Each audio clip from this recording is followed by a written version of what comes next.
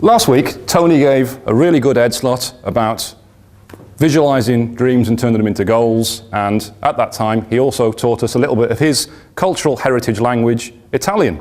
So I thought I'd teach you some of my cultural heritage language, Klingon. Okay. I think you said Welsh. I thought you said Welsh. No, yeah. That's the lead up and the switch, it's all part of the stand-up routine. Okay, so, are you all ready to repeat after me? Kopla. Kopla. That means, well, basically it's a greeting. It's not hello, or it's not how you doing, it means success. It's the kind of thing you would say before you go into battle, and it's usually said quite loudly. Kopla. Kopla. Right. Would you like to learn something a little bit more complicated? Yes. Okay. I've had to practice this one. Hab shushlik kuch.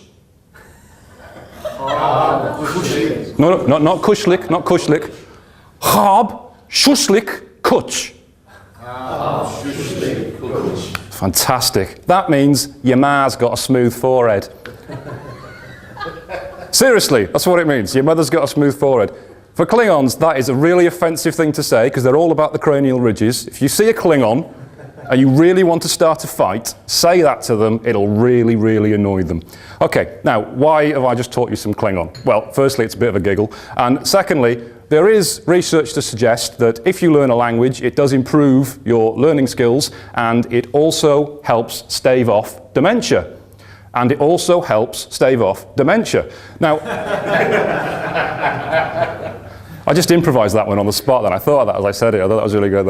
That's not proven by any means, but that is one thought. So I thought if I teach you that now, before we do the actual Ed slot, it'll help you get sort of into a learning mindset. Okay, now, last week Tony also talked about goals and visualizing them, and that's quite fitting for what I want to talk about today, because a couple of weeks ago I took part in a Guinness World Record attempt, and it was successful. So I am now a Guinness World Record holder. Thank you. It's not that exciting. I didn't beat Usain Bolt's 100-meter record. I didn't jump higher than anybody else. I actually took part in the largest number of people to participate in a text collage on a wall. Basically, 4,500 people wrote down their dreams and stuck it on a wall. So what I did is I wrote down some text on a sticker and I put it on a wall, and that's it. So you can take that applause back now. But as I wrote that down, I thought, I've got that all wrong. That dream I wrote down, I've made this mistake before. And going back again to what Tony said, because he was talking about cars, about 15 years ago, I saw an episode of Top Gear, where Jeremy Clarkson raced the Aston Martin DB9 from London to Monaco against the train. And I thought at the time, I really want one of those. That is the most beautiful thing I've ever seen. I want one. And I told everybody, all my friends, I want one of those Aston Martins. That is absolutely amazing, fantastic. But it was a dream. I was never going to get it because I didn't turn it into a goal. When I met Leanne and I told her, oh, I really want this car, it's fantastic, on that episode of Top Gear, oh, it's brilliant. She said, have you driven one? No. Do you know where you buy one from? No. Do you know how much they cost? Well, at the time when they came out, no. Do you know how much they cost now? No. Do you know what they cost to insure? No.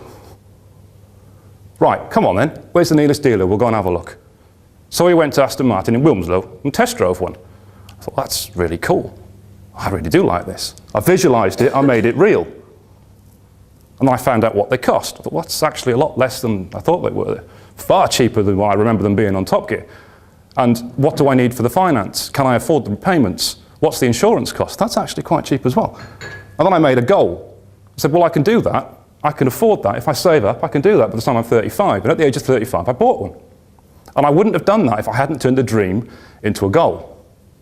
It would have just stayed a dream. Now, if I go back to what I wrote on this bit of paper that I stuck on this wall to become a Guinness World Record holder, that wasn't quite as exciting as the first one, Guinness World Record holder. I wrote down, I want to go to a Super Bowl. Because for years I've been telling people I want to go to a Super Bowl.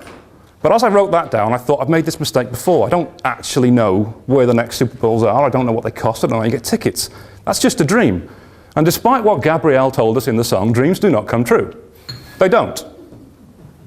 Dreams do not come true until you turn them into goals and you action them. So I thought, where are the next Super Bowls? So I looked it up. There's one in Miami, Florida. There's one in Atlanta, Georgia. There's Tampa Bay, Florida. And there's Los Angeles, California. And that's the next few Super Bowls. And I thought I'd quite like to go to Miami, but Leanne's been. She says it's mostly a beach holiday, so we're not going to Miami. Tampa Bay, I've been to that stadium and I've watched American football there. I'd like to go to a different one if I can. Atlanta, Georgia, if you're big into The Walking Dead, it's a good place to go, but otherwise, possibly not. That's because it's shot there, not because they're all zombies. Los Angeles, California, now, everyone who's been there says it's fantastic. I've never been. That's my target. That's where I want to go. Now, there is a thought that Las Vegas is actually bidding for the one after that. If they get it, I might do that. But at the moment, it's Los Angeles, California is my goal, which I think is 2022. Where do you get the tickets? So you have to register to be notified when they're available. It's not that easy. So it's a little bit of a lottery. But now I know what you need to do, I know where it is, I know when it is. It's a goal, and that's what I'm doing. And this applies to anything within business, anything within personal, anything within BNI. If you've got a business goal, for example, where you want to retire at a certain age, is that a dream? Do you know what age you need to retire at? Do you know how much money you need in order to retire at that age? Have you spoken to an IFA to put it in place? If you haven't, it's a dream, it's not going to happen. You're just going to stand around saying, oh, I'd love to retire by this age, but I'm not going to do anything about it. If you've got a business plan that you want to change your business to a £2 million turnover or a £4 million turnover, or whatever it may be, is this just a dream, or have you actually put a plan in place for it to happen? Have you spoken to a business coach and actually scheduled, this is what's going to happen, this is when it's going to happen by? Because a dream is just a dream until you have a deadline for it and you have a plan for it to happen. That's when it's a goal. Dreams don't come true, but goals can be achieved. Thank you.